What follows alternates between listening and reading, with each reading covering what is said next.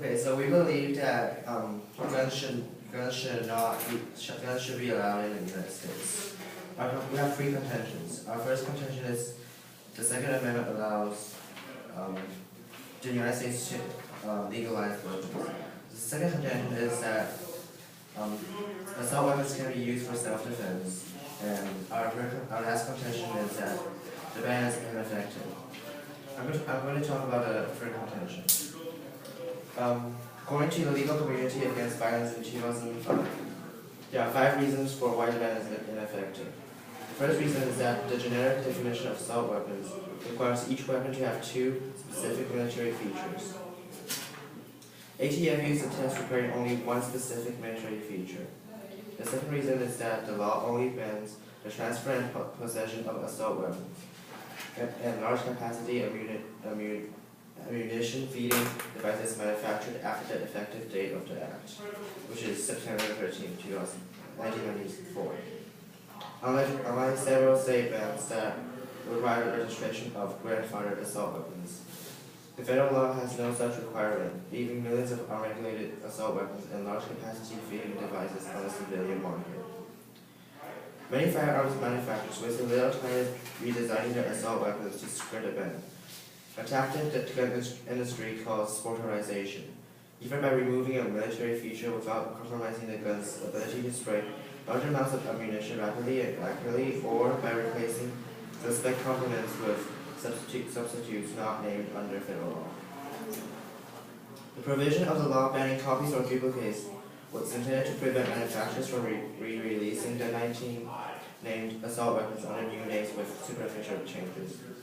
Unfortunately, the phrase copies or duplicates were not defined in the statute, and ATF has not enforced the provision. As a result, despite numerous cases of manufacturers exploiting this loophole, no firearms have been banned from being copied or duplicated. The law contains a sunset provision and has expired on September 13, 2004. Okay, now I'll make some refutations. Murder and violent crime rates are declining since the assault weapons ban lapsed. States with bans on assault weapons have a small decrease in crime than states that allow assault weapons. According to law, an economist and author in 2005, when the federal assault weapons ban ended, gun crimes and police killings were projected to surge. Instead, they have declined. More than 9 months have passed and the first crime numbers are in. The number of murders nationwide fell by 3.6% last year, the first drop since 1999. The trend was consistent. Murders kept on declining after the assault weapons ban ended. The 7 states that had their own assault weapons ban saw a smaller drop in murders than the 43 states without such laws, suggesting that doing away with the ban actually reduced crime. And the drop was not just limited to murder. Overall violent crime also declined last year, according to the FBI. And the complete statistics carry another surprise for gun control advocates.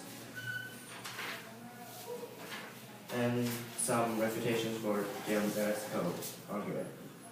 Other countries supply Mexican drug cartels with assault weapons, according to the same author as the previous source. Mexican drug cartels are able to bring in really powerful weapons from around the world, such as grenades and rocket launchers, which come from countries such as South Korea, Israel, and Spain. Machine guns in Mexico originate from China, Israel, and South Africa. It is hard to believe that Mexican drug cartels would want to get them. Crossfire.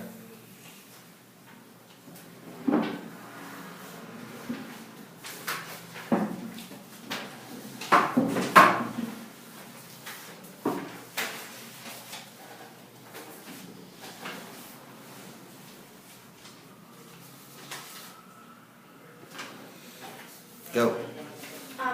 Why do you use normal weapons as self-defense? Because with assault weapons you might harm too many innocents. What? Why can't you just use normal weapons as self-defense? Because assault weapons you will harm too many innocent people. But if the assaultant have an assault weapon, we can defend ourselves with a handgun or something. So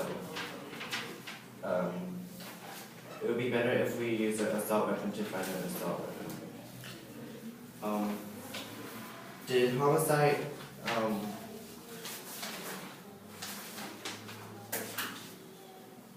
why is the ban effective?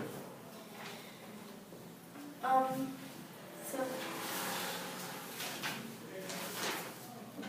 the ban is effective because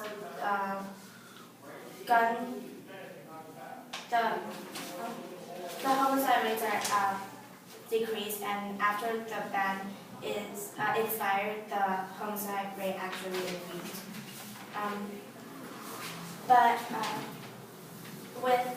I stated that assault weapons increases likelihood of terrorism. So if we still allow assault weapons, then terrorism will increase, and we would need more assault weapons. And how do you respond to that? Actually, assault weapons help us defend against terrorists because, for example, shooting at our ticket at Los Angeles International Airport, they defended against the terrorists by using assault weapons.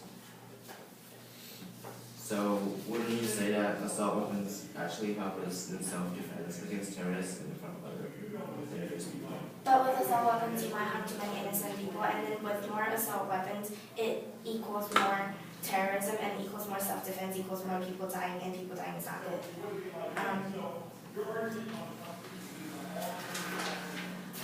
I stated that a very little amount of guns are used for self-defense,